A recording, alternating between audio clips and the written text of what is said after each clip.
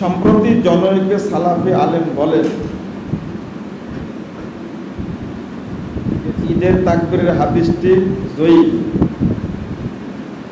সালাফি আলেমকে কোনো সালাফি আলেমের কথা বলবে না, ও জিলাপি আলেম হবে, এটা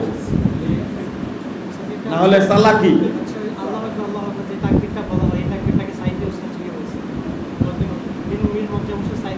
তো সালাফি হলে কি করে?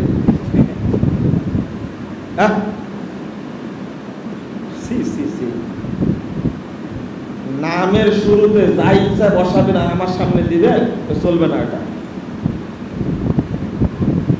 সালাফি শব্দটার সম্মান আছে, মর্যাদা আছে, যাকে তাকে সালাফি বলা যাবে না।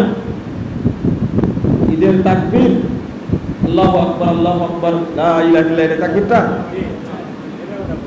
এটা যঈফ, জাল।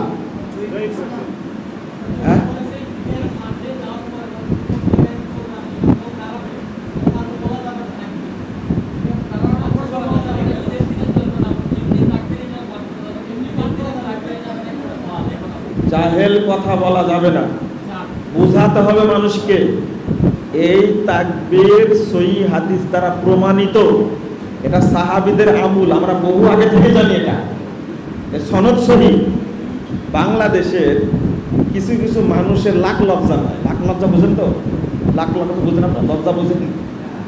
বেটা তুমি মুহাদ্দিস না, তো মুহাদ্দিসের ভাব ধরো কেন? তোমাকে কে মুহাদ্দিস বলেছে? একজন আলোচনা করছে যে ঈদের 7-5-12 তাকবীর এর কোনো সহিহ হাদিস নাই। তুমি এক নম্বর জাহেল একটা। তুমি কি মুহাদ্দিস না মুহদ্দিস? মুহদ্দিস। ও মুহদ্দিস, মুহদ্দিস মানে জানেন? অপবিত্র। তোমাকে মুহাদ্দিস বলে কে? যারা মুহাদ্দিস পৃথিবীতে স্বীকৃত, তারা বলছে হাদিস সহিহ, আর তুমি বলছো কি সহিহ হাদিস নাই। হাতুড়ি ডাক্তার বুঝেন তো? আর কি অরিজিনাল ডাক্তার বুঝেন তো? মানে এমবিবিএস করা, এফসিপিএস করা, এমএস করা, কত ডাক্তার হাতুড়ি ডাক্তার বলা কিছুই জানে না। আমি সব জানি। এই হাতুড়ি ডাক্তারের মতো হয়ে গেছে এদের। আর একজন বলছে বুকে হাত বাঁধার কোন সহিহ হাদিস নাই। জাহেল কোথাকার। সহিহ হাদিস মানে তুমি মুহাদ্দিস চিনো? বর্তমান পৃথিবীতে স্বীকৃত একটা মুহাদ্দিস, পরিচিত মুহাদ্দিস ইমাম আলবানী রাহিমাহুল্লাহ, মুহাদ্দিস না? যারা আলেম তারা বলছে ইবনে হাজার আসকালানির পরে আলবানীর মতো বড় মুহাদ্দিস জন্ম নেয়। আলবানীর বইটা পড়ে দেখো, আহমদ মোহাম্মদ শাকির, কত বড় মুহাদ্দিস, জাহেল কোথাকার। তার আলোচনাটা দেখো। এমবিবিএস ডাক্তার, এফসিবিএস করা, এই ডাক্তার রিপোর্ট দিয়েছে হাতুড়ি ডাক্তারের কাছে কিছুই না। হাতুড়ি ডাক্তারের কাছে চিকিৎসা নিতে গিয়ে রোগীর কি হয়?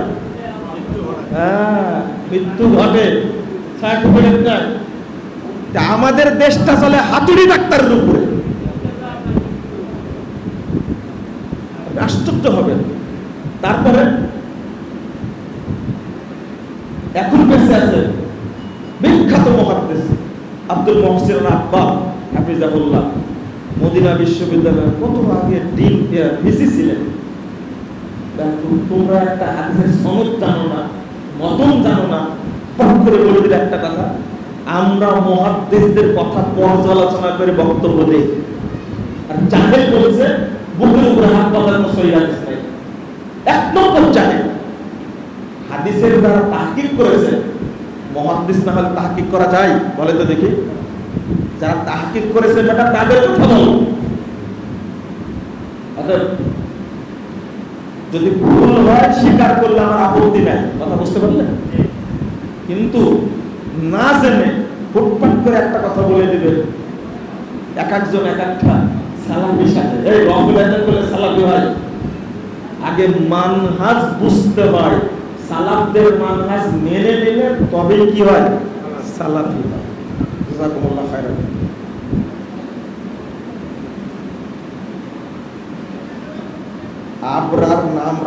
যাবে কিনা।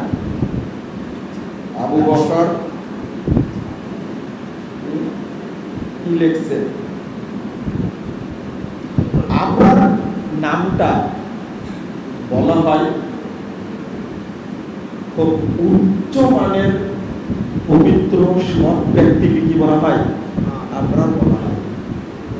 তো একজন ব্যক্তিকে এই নামে ডাকাটা শোভনীয় নয়। এমনি যদি বলেন আব্দুল্লাহ আবরাম, ঠিক আছে, আব্দুল্লাহ আবরাম, সেই ক্ষেত্রে এটা হাদিসে এই নামটা নিষেধ এইভাবে বলা হয়নি। তবে কাউকে আবরার বলে চিত্রিত করা ঠিক হবে না। কথা বুঝতে পারলেন? তার নামের আগে পরে কিছু লাগাবে, ঠিক আছে। আর এখন তো আহলে হাদিসের নাম রাখবেই না আমরা, কারণ এক আবরার বের হয়েছে না।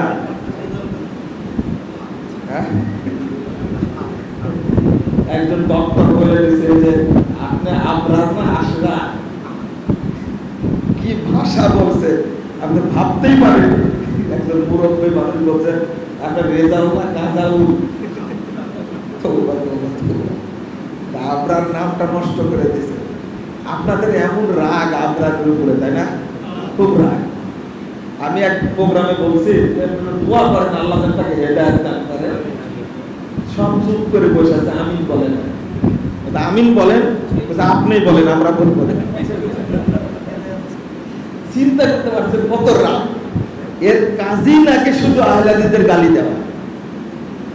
কি দেয়? শুধু গালি দেয় আহলে হাদিসদের। আল্লাহ যেন এর মুখটা পবিত্র করে দেয়। বলেন আমিন। আমরা হানাফি মাযহাবের বহু আলেমদের সাথে আমাদের ইখতিলাফ আছে, কিন্তু তাদের নাম নেওয়ার সময় আমরা খুব সম্মান দিয়ে নাম নেই।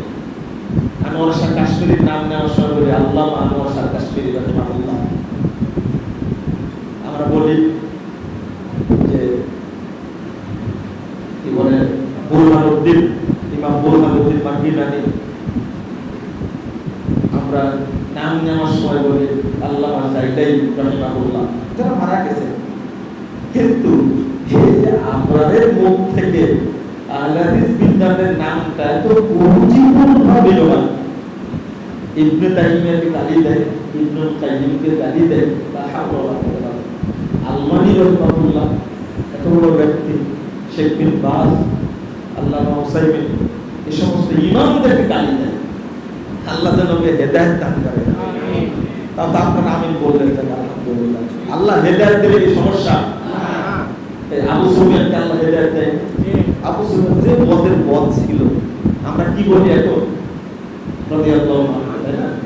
আবু সুফিয়ান রাদিয়াল্লাহু আনহু, সেই মানুষটা কত প্রিয় হয়ে গেল, তাই না?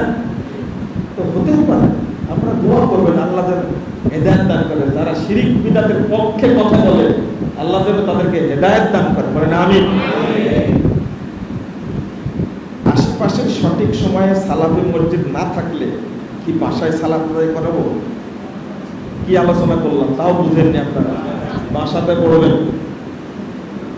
যারা আহলে হাদিস মসজিদ পুড়িয়ে দেওয়া জায়েজ মনে করে, ভেঙে দেওয়া জায়েজ মনে করে, যারা আহলে হাদিস মসজিদ বন্ধ করে দেয়, তালা মেরে দেয়, তাদের পিছনে নামাজ হওয়া জায়েজ মনে করেন? বললাম না আপনাদের লজ্জা নাই, হায় নাই, শরম নাই, এই প্রশ্ন করেন? স্পষ্ট শেখ বিন বাজ রাহিমাহুল্লাহ প্রশ্ন করা হয়েছিল, ইমাম ইবনে